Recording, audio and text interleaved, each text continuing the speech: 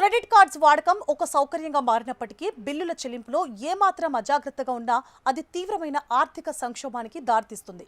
Credit card బిల్లులు, వాటి చెల్లింపు గడువు, బకాయిలు చెల్లించకపోతే ఎదురయ్యే పరిణామాల గురించి రిజర్వ్ బ్యాంక్ ఏం చెబుతోంది? పూర్తి బిల్ అమౌంట్ కట్టకపోతే ఏం జరుగుతుంది అనే వివరాలు ఇప్పుడు తెలుసుకుందాం. మినిమం డ్యూ అంటే ఏంటి? చాలా మంది క్రెడిట్ కార్డ్ వినియోగదారులు బిల్లు రాగానే కేవలం మినిమం అమౌంట్ డ్యూ మొత్తాన్ని చెల్లించి సరిపెట్టుకుంటూ ఉంటారు. ఇలా చేయడం వల్ల మీ అకౌంట్ డిఫాల్ట్గా భావించరు, కానీ మిగిలిన బకాయిలపై కాంపౌండ్ ఇంట్రెస్ట్ పడుతూనే ఉంటుంది. సాధారణంగా క్రెడిట్ కార్డులపై ఏడాదికి 30 నుంచి 45% వరకు భారీగా వడ్డీ వసూలు చేస్తాయి కంపెనీలు. గడువులోగా పూర్తి బిల్లు చెల్లించకపోతే వడ్డీ లేని క్రెడిట్ కాలం, అంటే వడ్డీ లేని క్రెడిట్ టైం లిమిట్ సౌకర్యాన్ని మీరు కోల్పోతారని తెలుసుకోండి. ఆర్బీఐ మార్గదర్శకాల ప్రకారం కార్డు యూజర్లు పాక్షికంగా బిల్లు చెల్లిస్తే మిగిలిన బకాయిలపై మాత్రమే వడ్డీ, లేట్ ఫీజు విధించాలి.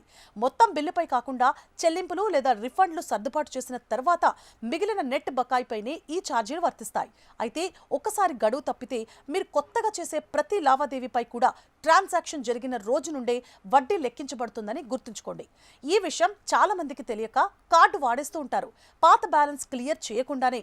ఇంతకీ కార్డు హోల్డర్ని డిఫాల్టర్గా ఎప్పుడు ప్రకటిస్తారు? క్రెడిట్ కార్డు జారీ చేసే సంస్థలు వరుసగా 6 నెలల పాటు కనీస బకాయిని కూడా చెల్లించకపోతే సదరు వ్యక్తిని డిఫాల్టర్ కింద పరిగణిస్తాయి. దీనివల్ల సిబిల్ స్కోర్ దారుణంగా పడిపోతుంది.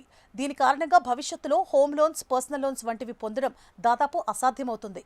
ఒక వ్యక్తిని డిఫాల్టర్గా పరిగణించి క్రెడిట్ ఇన్ఫర్మేషన్ కంపెనీలకు నివేదించే ముందు బ్యాంకులు లేదా ఎన్బిఎఫ్సిలు ఖచ్చితంగా నోటీసులు ఇవ్వాలి. వివాదంలో ఉన్న లావాదేవీల విషయంలో అయితే బ్యాంకులు మరింత జాగ్రత్తగా ఉండాలని, ఆ వివాదం పరిష్కారమయ్యే వరకు డిఫాల్ట్ సమాచారాన్ని వెల్లడించకూడదని ఆర్బీఐ స్పష్టం చేసింది. క్రెడిట్ కార్డు యూజర్లు కొన్ని జాగ్రత్తలు పాటించాలి. వీలైనంత వరకు పూర్తి బిల్లును గడువులోగా చెల్లించడానికి ప్రయత్నించండి. కేవలం కనీస మొత్తాన్ని మాత్రమే చెల్లిస్తూ పోవడం వల్ల అప్పుల ఊబిలో చిక్కుకునే ప్రమాదం ఉంది. ఆర్థిక ఇబ్బందుల వల్ల బిల్లు కట్టలేని స్థితిలో ఉంటే వెంటనే బ్యాంక్ అధికారులను సంప్రదించి పరిష్కారం లేదా ఈఎంఐ సౌకర్యం కోసం అడగండి. దీంతో మీ క్రెడిట్ స్కోర్ను కాపాడుకోవచ్చు.